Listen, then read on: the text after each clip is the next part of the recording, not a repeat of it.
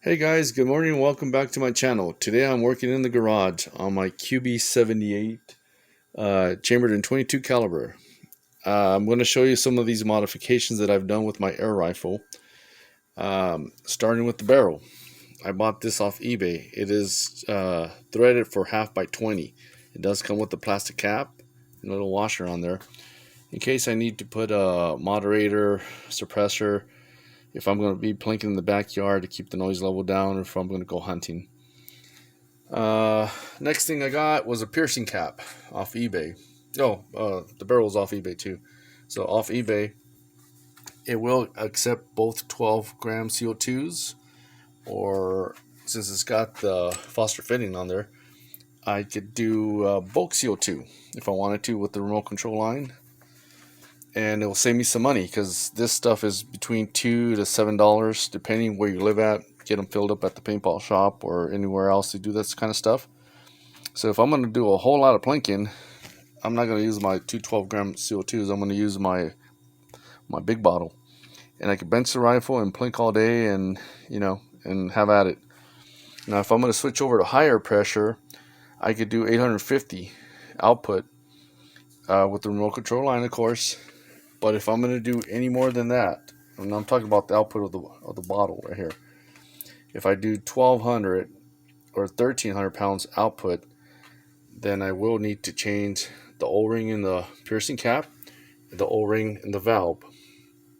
Okay, and after I change those two O-rings, I need to purchase the power adjuster, because what happens is if you do 11, 12, 1300 pounds output, it's going to have too much pressure in here, and then the hammer is not going to be strong enough to open up that valve, so you're going to have a valve block in here, and that won't be good because then you have to release that air somehow.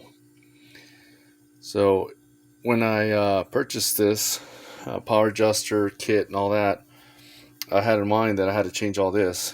Okay, but I do know what I'm doing, and there's some guys that don't know. If you're not familiar with this stuff, you could take it in and have it done professionally, or because this stuff is you can get hurt, if you don't know what you're doing. If you do, then it's not rocket science. It's pretty easy. So this magazine, hold on, see, I don't know if you guys saw that. It's already cocked when I pulled it back. And I'll show you in a minute how that works. So this I also bought on eBay. It's a little rotary magazine, so you put your pellets in there, and every time you're gonna get ready for the next shot, you just rotate it by hand and it drops it in there much faster. I've noticed with this probe right here, see how it's flat? It works easier with this magazine. Arch Air Supply has one that's pointed, that's like a needle type, which gives you more velocity. The only problem with that, with this magazine, is that when the pellet drops in there, it tends to cockside to one side, and it gets jammed sometimes. But if you go slow, you could do it. Okay, but this probe I also got off eBay, which has been machined out both ways, up and down, so there's more airflow out of it. Okay, because I modified my air rifle to do the things that I like to do with it. Okay, I also got that off eBay. And the scope, some of you guys were asking what kind of scope I use. It's a 6 by 24 by 50. So I'm able to see, my targets a little further, and it does have from here to here that extended sunshade. Okay. Now the power adjuster on this guy, it comes as a kit. Let me remove the valve out of the way for now.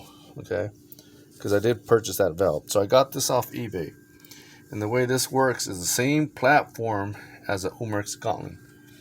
So if you see, this side is the thinner side on the threads, and this side is the thicker. So the thicker goes toward the hammer. Okay, and then the valve, of course, comes into play.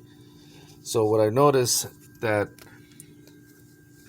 the black plastic goes for the Umerx, and the white plastic goes for the QBs.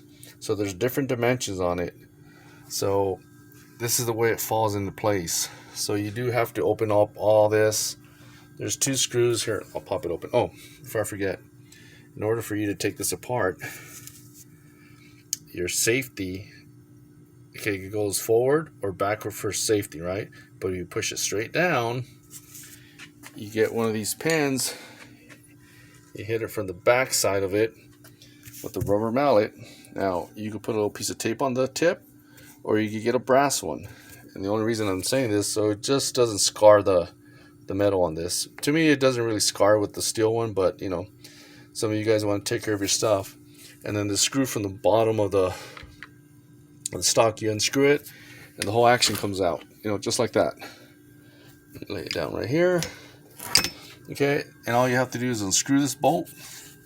Your cap comes off, your hammer comes out, everything comes out, and then this screw, and then the top one, which will be on your metal spacer, you have to take them apart. So basically, you got to take the whole air rifle apart to put the new spacer in there, because I measured it. They're different dimensions compared to the factory one.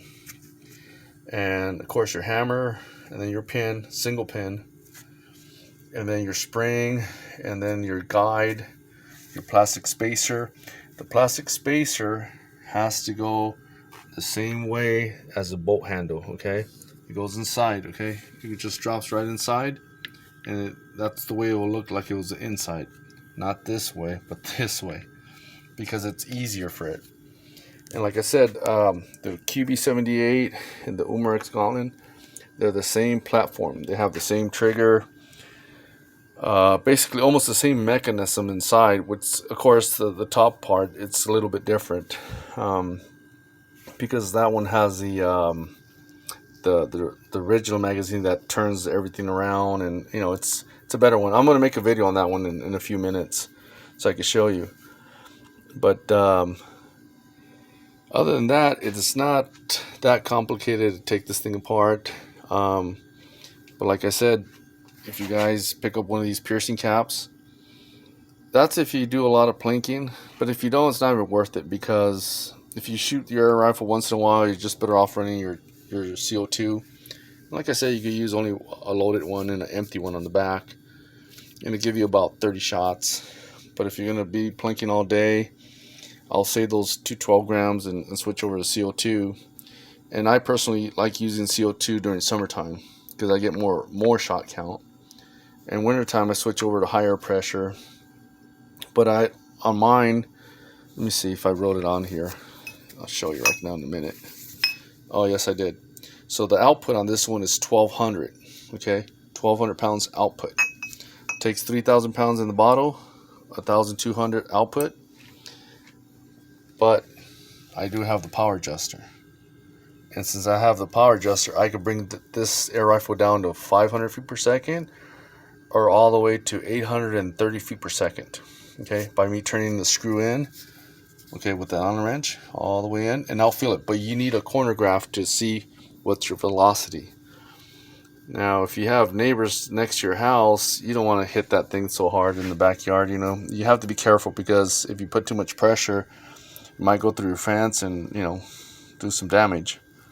But if you're out in the field, if you're going to use it for hunting, like I said, this will pick up to 830 feet per second. This particular one. The other ones shoot a little harder.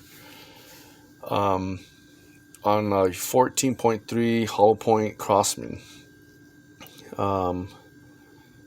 And if I use a slug on there, I believe it's about 100 feet per second slower. And the same thing with the CO2. Once I got it dialed in with the chronograph, when I switch over from CO2 and higher pressure, it's about 100 feet difference. So CO2 is always going to be a little bit slower. The slugs are always going to be slower, but the slugs do hit harder in impact compared to the pellets. It just depends what you need it for, or what you're going to use it for. But let me see, I think I covered everything on this QB. So other than that, guys, I appreciate you guys always watching my channel, and I'll keep you updated. I'm sorry that this video is a little bit longer, but I just needed to show you all this. Alright guys, I'll catch you on the next video. You have a great one. Goodbye.